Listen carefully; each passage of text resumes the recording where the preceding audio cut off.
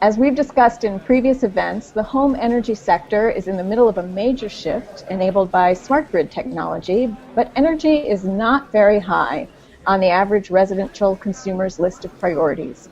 So how do we tell them what they need to know in ways that promote action at scale? Barriers are so unique and so specific to different energy efficiency behaviors that we need to ask at the level of a discrete action. What are the barriers to people installing a programmable thermostat and programming it? What are the barriers to the person taking out the existing shower head and putting a new shower head in? And what are the barriers to someone testing the temperature for the hot water heater and then resetting the temperature on the hot water heater? Each of those are discrete actions, and each of them often have different barriers associated with them.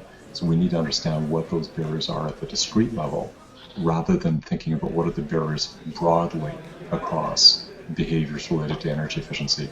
And that's been, I think, one of the real problems with work in this area, is we've assumed a broad array of barriers exist to energy efficiency, and we're often not asking the right question, which is what are the barriers to very specific actions, and then how do we then develop programs to try to address those. Anything that we can be thinking about in terms of tools that we might be building into our programs really need to be based upon that fundamental question. What are the barriers? What are the motivations for this specific action? And when we look at energy efficiency, we've got over 240 different discrete behaviors we might ask people to be involved in. We need to ask, first of all, which of those behaviors make sense for us to go after. And that's really the first step to be social marketing, to try to work out which of those behaviors make the most sense for us to be addressing. Energy efficiency doesn't rise to the level of something that is important right now for your average audience.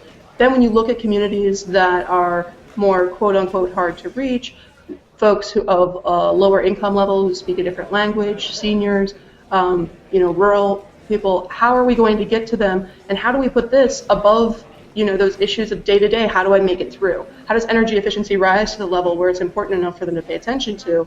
And so for us, a lot of it is incorporating energy efficiency into things like affordability so that it is understood as a way to be able to stay in your home.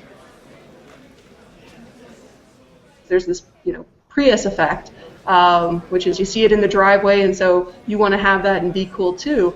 We'd see the same thing in this community of Oak Park, where you'd see the insulation truck in someone's driveway, doing air sealing and insulation, and then the next week it's down the block another couple houses and another couple houses and another couple houses, really neighbor to neighbor taking off versus having to have that, paid staff doing that.